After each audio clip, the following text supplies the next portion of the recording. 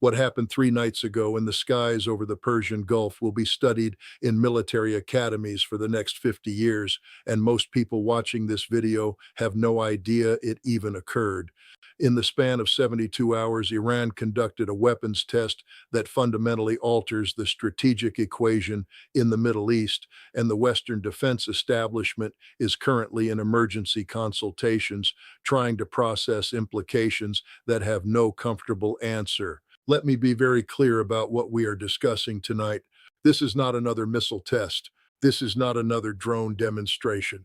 What Iran tested represents the single most destabilizing weapons capability in the history of modern warfare, and it works. The test was successful.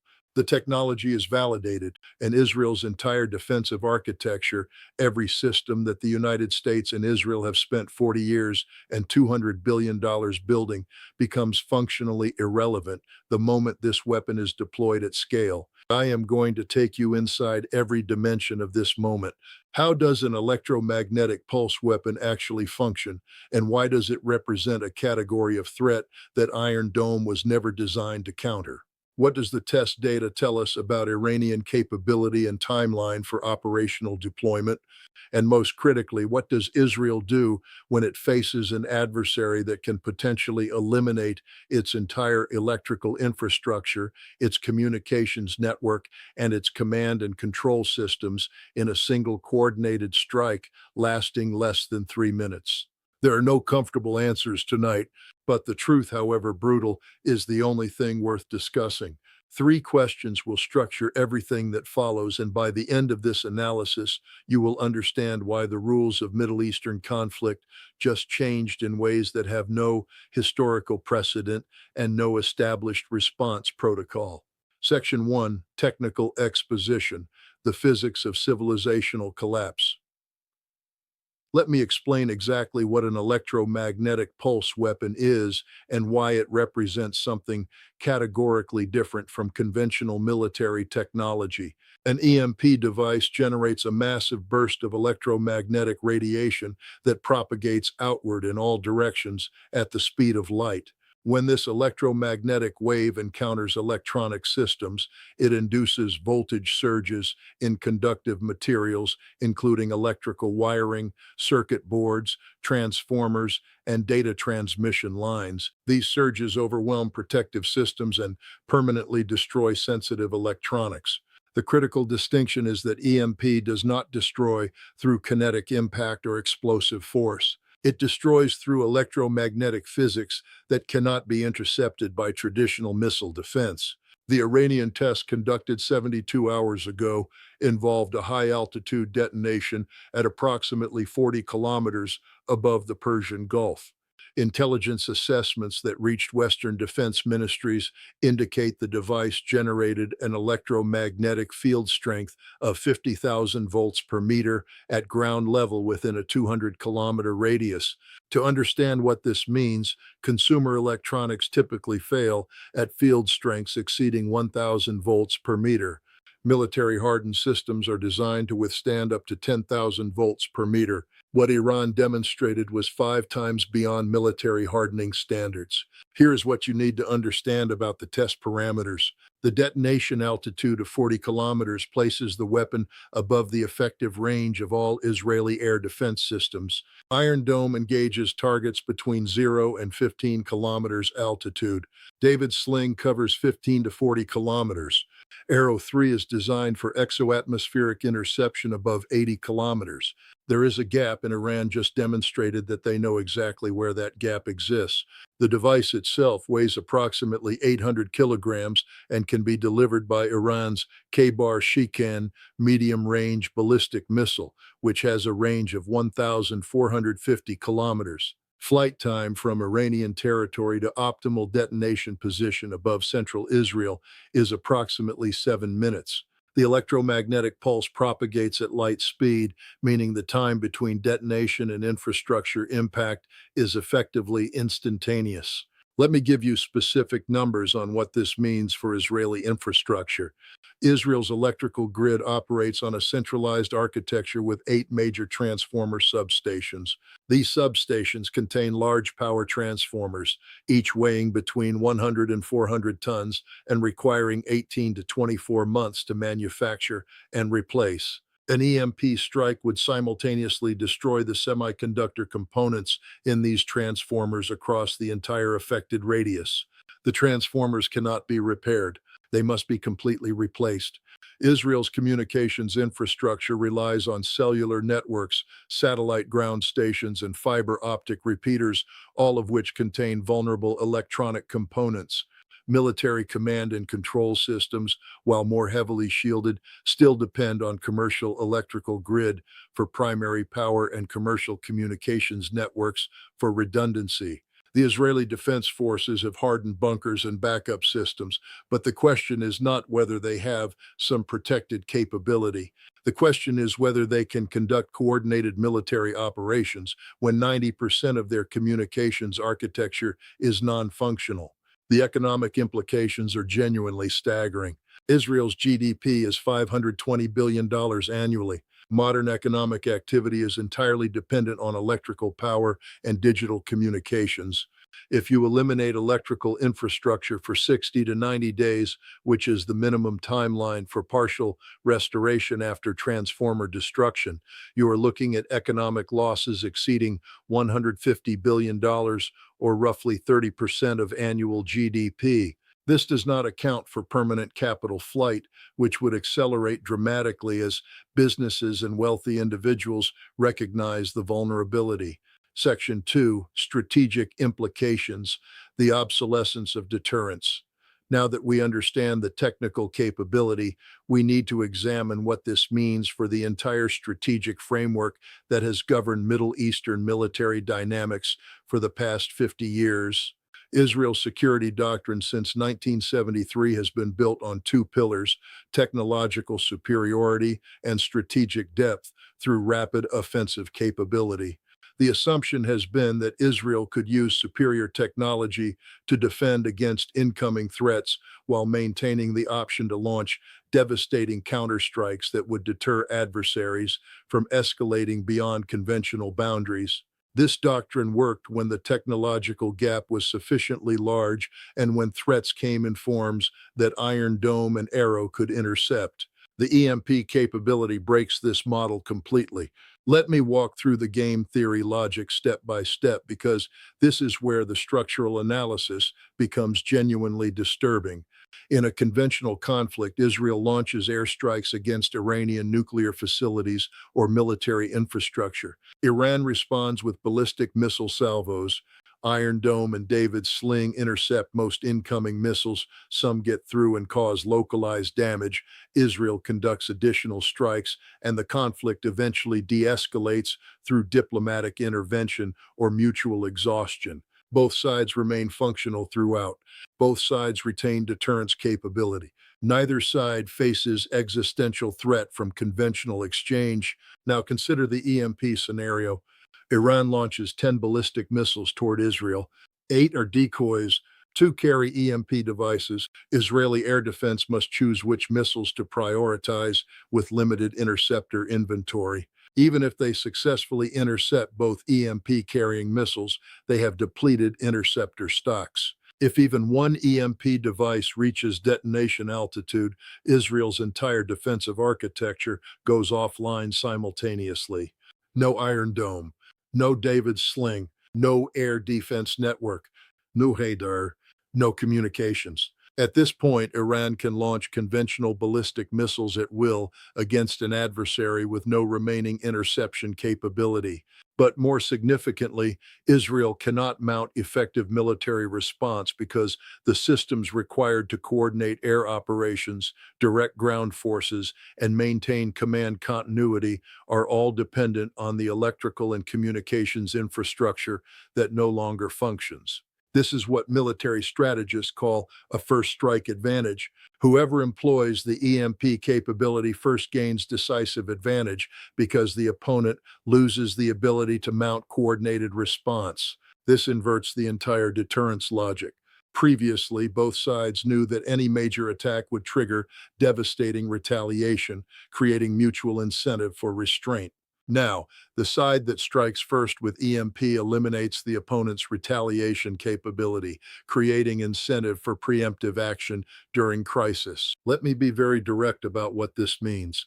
If Iran believes Israel is preparing to strike Iranian nuclear facilities, Iran now has overwhelming incentive to launch EMP strike before Israel can execute their operation. The old calculus where Iran would absorb the first strike and respond with conventional missile barrage no longer applies when Iran can instead eliminate Israel's entire defensive and offensive capability in the opening minutes of conflict.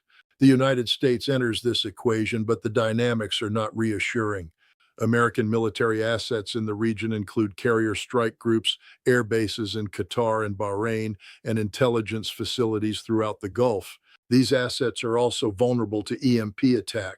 Hardening standards exist, but were designed for Cold War nuclear EMP scenarios, not optimized devices specifically engineered to maximize electromagnetic effect. If Iran can neutralize Israeli defenses and damage American regional capability simultaneously, the timeline for effective American intervention extends dramatically. Section 3, Historical Patterns, the technology that erases technology advantages. Let me put this in historical context because what we are witnessing is not unprecedented. Throughout military history, there are moments when a new technology or tactical innovation renders previous advantages obsolete and forces complete strategic recalibration. The English longbow in the 14th century nullified the mounted knight advantage that had dominated European warfare for 3 centuries. A peasant with 6 months of training could kill a nobleman who had spent a lifetime preparing for mounted combat and wore armor costing the equivalent of a small village. The entire feudal military structure became obsolete within a generation.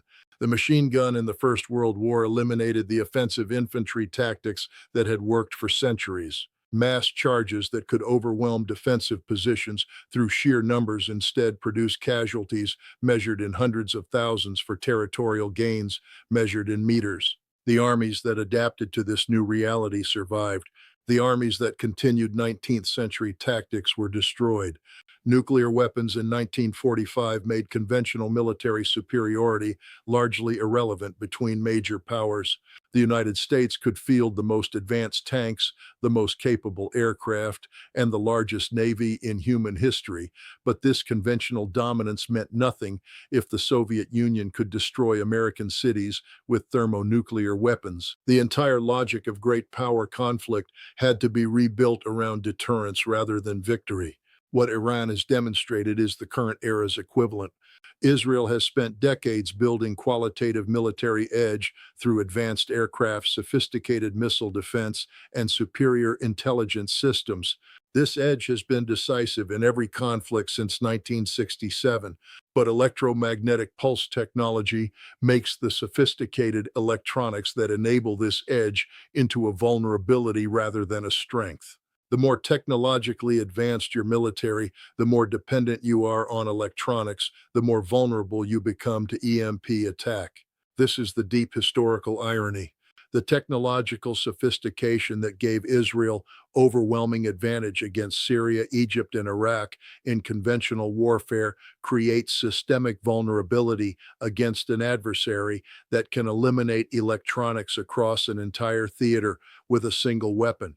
The country with 19th century electrical infrastructure suffers far less from EMP than the country with completely digitized smart grid and network-centric warfare doctrine.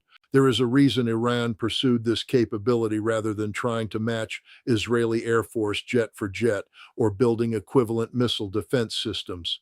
They understood that technological competition on Israel's chosen battlefield was a losing proposition, so they changed the battlefield to one where their adversaries' strengths become weaknesses. Every empire that relied on technological superiority eventually encountered an adversary that found the gap in the armor. Rome's legions were invincible in set-piece battle but vulnerable to sustained guerrilla warfare by Germanic tribes.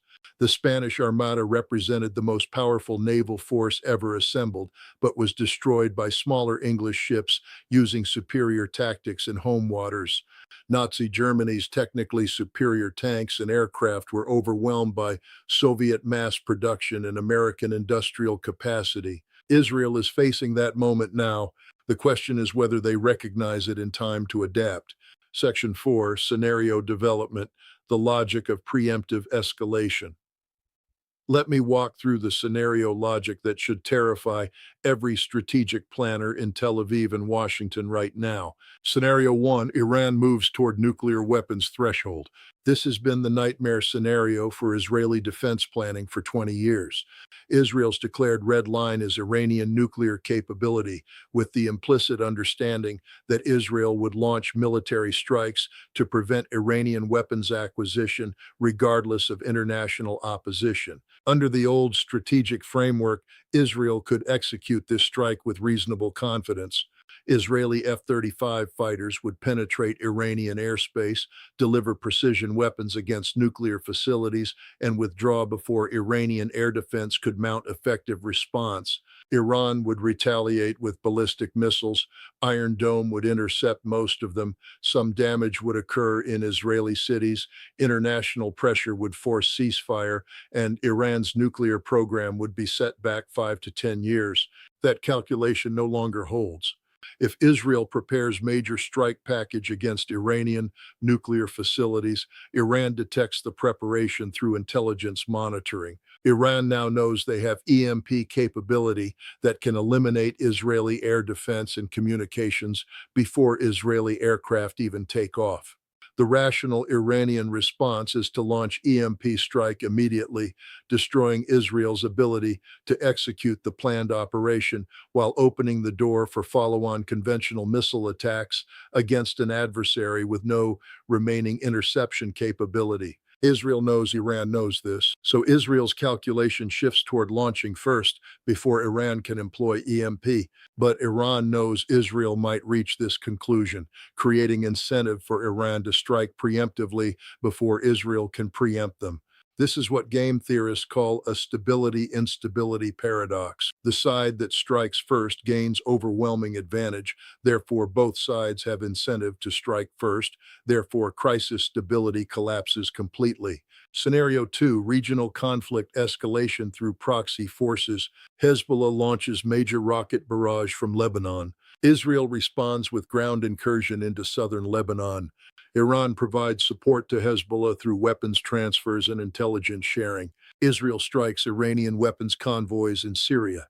Escalation ladder proceeds step by step toward direct Israeli-Iranian confrontation. At any point in this escalation ladder, Iran can employ EMP capability to fundamentally shift the strategic balance. Israel bombs Damascus warehouse containing Iranian missiles. Iran responds not with conventional retaliation but with EMP strike that eliminates Israeli air defense network.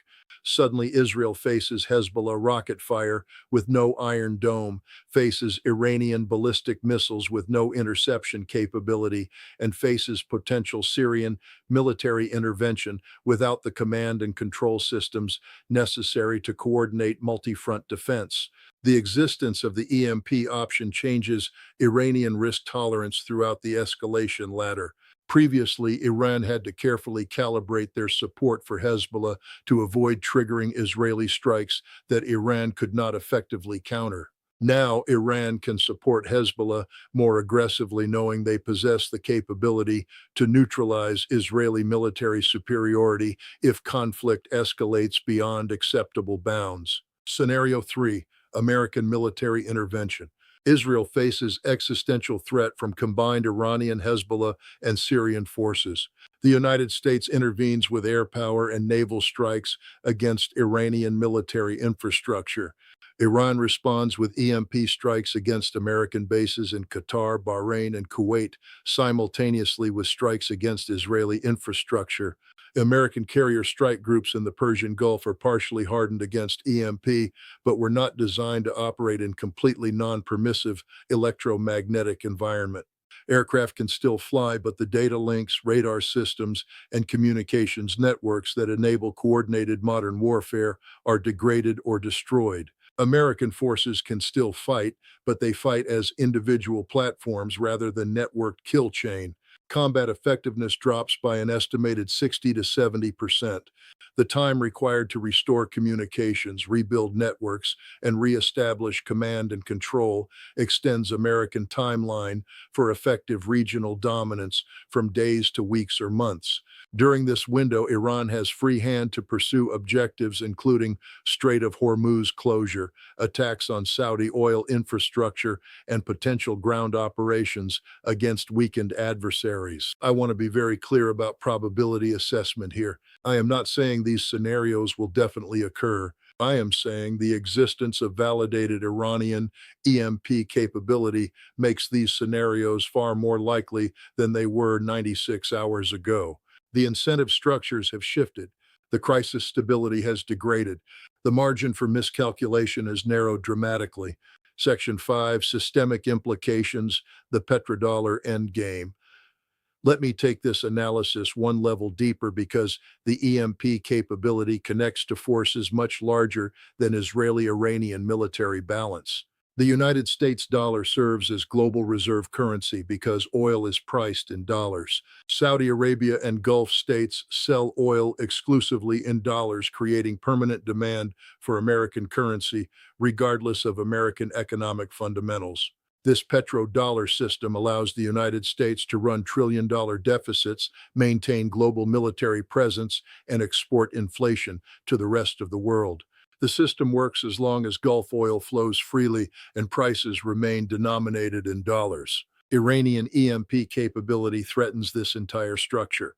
If Iran can neutralize American military assets in the Gulf with electromagnetic attack, if Iran can close Strait of Hormuz without facing immediate American military response, if Iran can demonstrate that American security guarantees to Gulf monarchies are no longer credible, then the fundamental bargain underlying the petrodollar system breaks down. Saudi Arabia and UAE have already been diversifying their currency reserves and exploring oil sales in yuan to China. They have been doing this slowly and carefully to avoid triggering American retaliation. But if America demonstrates inability to protect Gulf allies against Iranian EMP threat, the incentive for rapid diversification increases dramatically. Why maintain exclusive dollar pricing when the security guarantee backing that arrangement is no longer credible?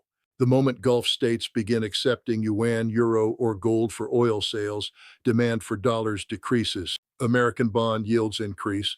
Debt service costs explode. The federal government faces choice between massive spending cuts or hyperinflationary money printing. Either choice triggers economic crisis that makes 2008 look like a minor correction. This is not speculation.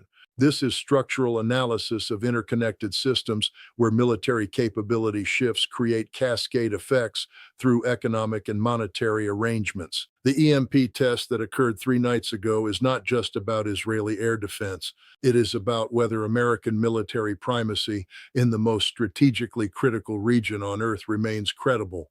China is watching this very carefully. If the United States cannot maintain credible deterrence against Iran, what does that signal about American capability to defend Taiwan against Chinese invasion? If American carrier strike groups are vulnerable to EMP attack in the Persian Gulf, are they equally vulnerable in the South China Sea? The answers to these questions will determine whether we are watching the beginning of American imperial decline or merely a tactical setback that can be managed through adaptation. Closing synthesis. Let me synthesize what we have covered tonight and what it means going forward. Iran has successfully tested an electromagnetic pulse weapon capable of destroying electrical infrastructure and communications networks across a radius of 200 kilometers. The test parameters indicate the weapon can be delivered by existing Iranian ballistic missiles and detonated above the effective ceiling of Israeli air defense systems. The technology is validated. The capability is real. This capability fundamentally alters the strategic balance in the Middle East by eliminating Israel's defensive advantage and creating first strike incentives that destabilize crisis management. The existence of EMP technology makes conventional escalation ladders far more dangerous because either side might choose to employ electromagnetic attack rather than accept unfavorable conventional outcome. The broader implications extend beyond Israeli-Iranian military balance to questions about American security guarantees, Gulf state confidence in dollar system, and global perceptions of American military primacy. The cascading effects through economic and monetary systems could be severe if conflict escalates to actual EMP employment. I want to acknowledge very directly that I might be wrong about some of these assessments. The intelligence regarding the test is not fully confirmed through independent sources. The claim specifications might be exaggerated. The Iranian capability might be less robust than initial reports suggest. If I am wrong, we will come back and analyze exactly why the assessment was incorrect and what that teaches us about intelligence evaluation and strategic analysis. But I am confident in the structural logic. Even if this specific test is less significant than reported, the technology exists, Iran has been pursuing it, and the strategic implications I have outlined apply whenever this capability becomes operational. The timeline might be different. The specific technical parameters might vary, but the fundamental dynamics remain. The most important thing you can do is not simply accept this analysis, but test it against evidence as events develop. Watch how Israel adjusts their defense posture. Watch whether American military deployments to the region increase or shift toward more distributed, hardened configurations. Watch whether Gulf states begin signaling reduced confidence in American security guarantees through their economic and diplomatic choices. This is not prophecy. This is structural analysis using game theory, historical pattern recognition, and systems thinking. The framework can be wrong if the assumptions are wrong or if unexpected variables enter the equation. Your job is to evaluate whether the framework fits the evidence, not to accept it uncritically. We are watching a historical inflection point. The rules that govern Middle Eastern conflict for 50 years are being rewritten by technological change that makes previous advantages obsolete. How Israel, the United States, and Iran navigate this transition will determine whether we are heading toward catastrophic war or painful but managed strategic adjustment. I will continue analyzing these developments as they unfold, applying the same framework and acknowledging when predictions fail to materialize. The truth, however uncomfortable, remains the only thing worth pursuing.